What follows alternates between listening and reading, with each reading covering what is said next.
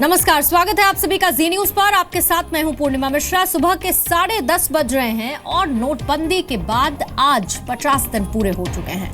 50 दिन में भारत के बैंक में 300% कैश बढ़ चुका है। नोटबंदी से पहले बैंक में करीब 2,50,000 करोड़ रुपए जमा थे, जो कि बढ़कर 13 लाख करोड़ हो चुका है। और इसी तरह से डिजिटल पेमेंट भी 300% बढ़ चुकी है।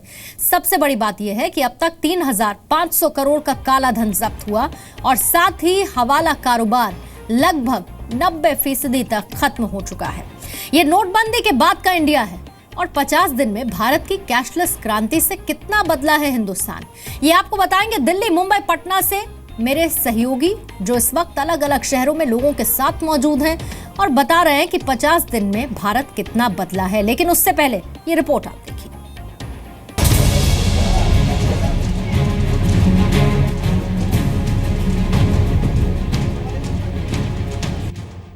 नोटबंदी के बाद कैशलेस की तरफ बढ़ती आम आदमी की जिंदगी में हो रहे बदलावों की पड़ताल करने के लिए जी मीडिया पहुंचा देश के कई शहरों में आम लोगों से बात करने।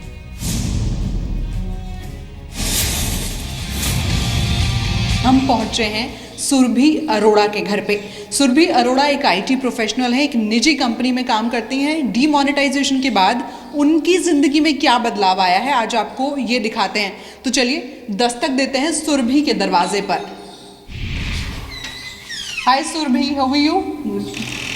तो आज हम आपके घर आए हैं ये जानने के लिए कि डीमोनेटाइजेशन ने आपकी ज़िंदगी में किस तरह के बदलाव किए, जो आपका रूटीन है वो कैसे बदला। तो आज हम पूरा दिन आपके साथ रहने वाले हैं, सुबह 7 बजे से लेकर रात तक। सुरभि ने चाय बनाई है और चाय को लेकर हम बात कर रहे थे। सुरभि, डीमोनेटाइजेशन के बाद किस तरह का बदलाव आया? जो छोटी छोटी चीज़ें होती हैं घर चलाने के लिए, जो छोटे छोटे खर्चे होते हैं, क्या उसमें कोई चेंज है या लाइफ पहले जैसी है?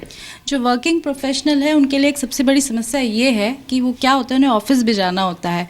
तो जैसे आपका जो ऑफिस टाइम होता है, आपको वहाँ जाना भी होता है, फिर काम व डेडलाइन प्रेशर भी होता है। उसमें क्या होता है कि जो किराना वाला हो गया या हमारा जैसे प्रेस वाली हो गई या कुछ हो गया, तो छोटे मोटे खर्चों के लिए हमें कैश, छोटे मोटे भी नहीं है खैर, वेजिटेबल्स लेनी है या कुछ करनी है तो उन्हें कैश में पेमेंट देनी होती है हमें। तो उसमें क्या होता है कि अब हमें कैश विड्रॉल के लिए क्योंकि लाइन, अगर मॉर्निंग में जाते हैं तो वहाँ पर एटीएम के बाहर लंबी लाइन अभी भी है, तो हमें परेशानी होती है कि हम कब निकालें, कैसे निकालें। तो इसलिए फ़र्क तो आया है, अब हम उस हिसाब से उतने फ्रीली खर्चा नहीं कर पा रहे हैं। अच्छा सुरभि, एक बात बताइए कि आप गाड़ी में फ्यूल किस तरह से रिफ्यूल कराती थी पहले और अब, क्या इसमें कोई बदलाव आया डीमोनेटाइजेशन? नहीं, इसमें कोई बदलाव नहीं है। मैं पहले भी कार्ड से ही फ्यूल भरवाती थी और अभी भी भरवाती हूँ। हाँ, लेकिन जैसे पार्किंग में तो वहाँ पर कैश ही चलता था अभी भी, और अभी भी चलता है, तो वहाँ थोड़ी सी प्रॉब्लम आ रही है क्योंकि कैश में पेमेंट करनी पड़ती है, वरना कार कहाँ पार्क करेंगे आप जब जाएंगे। जिस तरह से एटीएम के बाहर लंबी लाइनें लगी, अगर वहाँ पर कैश आसानी से मिल जाए तो सुरभि की दिक्कत ज़रूर कम हो जाएगी। हालांकि कुछ ऐसी चीज़ें हैं जहाँ पर सुरभि ने अब कार्ड का इस्तेमाल करना शुरू कर दिया है और अब वो कैशलेस की तरफ आगे बढ़ रही हैं।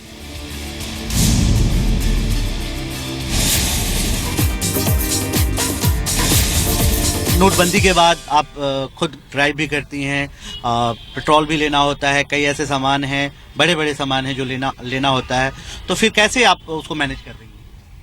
मैनेज करने में देखिए, जहाँ चाह वहाँ राह होता है। अगर आप चाहेंगे कि किसी चीज का विरोध ही करना है तो आपको हर कमी उसमें नजर आएगी। पर अगर सही मायने में आप देखेंगे, मैं घर का काम भी करती हूँ, मैं खुद का बिजनेस भी चलाती हूँ, उसके अलावा मैं सोशल वर्क में भी इन्वॉल्व हूँ।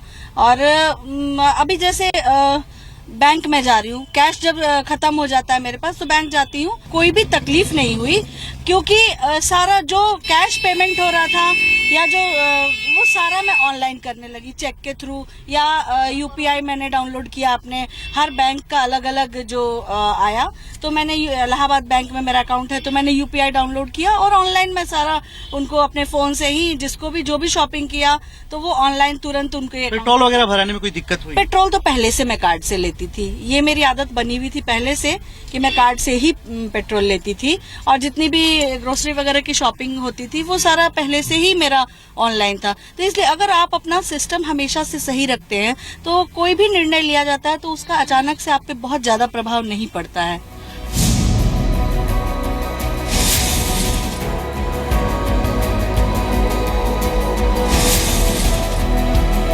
मैम, क्या आपने कैश लिया है या कार्ड से खरीदारी? से खरीदारी करना चाहती हूँ। ठीक है। और आपने क्या लिया है? सब्जी लेने जा रहे हैं? क्या लेने जा रहे हाँ, हैं? पैसे लिए, कैश लिए हैं। कैश लिया है। हाँ, वो उनके पास तो नहीं होगा ना कार्ड, इसलिए। आपको लगता है जो आप सामान खरीदने जा रही हैं उनके पास कार्ड होगा? लगता तो है।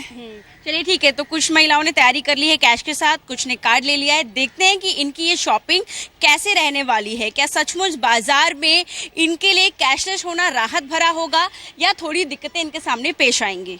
अलका जी, आप क्या लेने आई थी और आप डेबिट कार्ड लेकर आई हैं, तो क्या आसानी हुई या परेशानी? मुझे लवंग लेना था। मैंने 2-4 दुकान में पूछा, लेकिन उनके पास कार्ड नहीं एक्सेप्ट कर रहे, इधर भी कार्ड नहीं एक्सेप्ट कर रहे।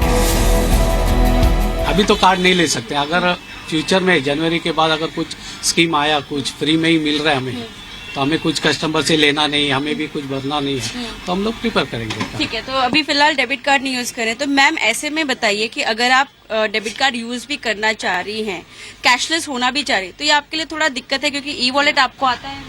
नहीं आता है, लेकिन मुझे सीखना तो जरूर है। अभी कैशलेस ये सोचा है मोदी जी ने, तो अच्छी बात है ना।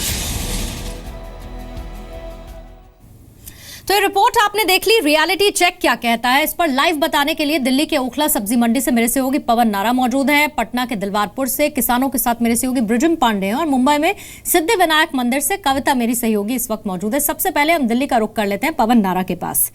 पवन, 50 दिन की मोहलत तब लगभग खत्म हो चुकी है।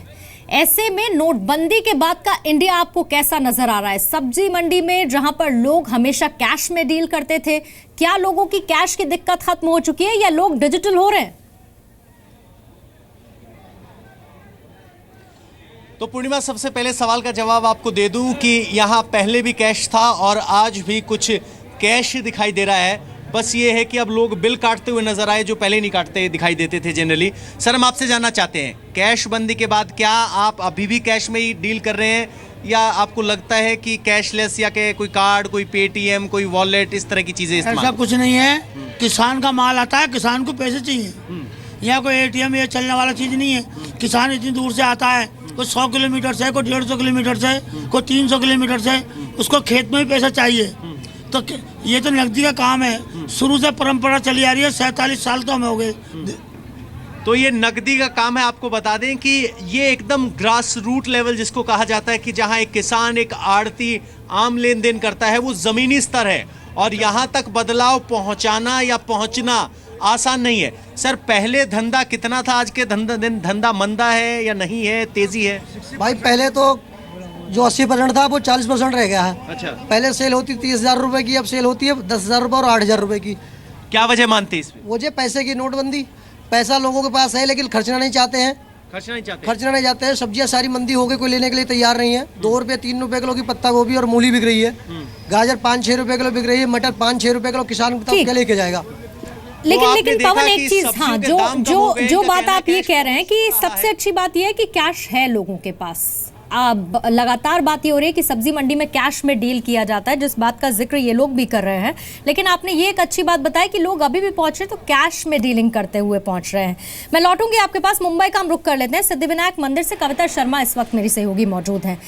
कविता, सिद्धि विनायक मंदिर में पहले जब चढ़ावा चढ़ता था, जाहिर बात है कि कैश में ही चढ़ता था, लेकिन अब चूंकि जब 50 दिन की मोहलत एकदम डेड एंड पे है, ऐसे में लोगों के पास कैश काफी ज्यादा है या सिद्धि विनायक मंदिर में चढ़ावा चढ़ाने का तरीका बदल चुका है?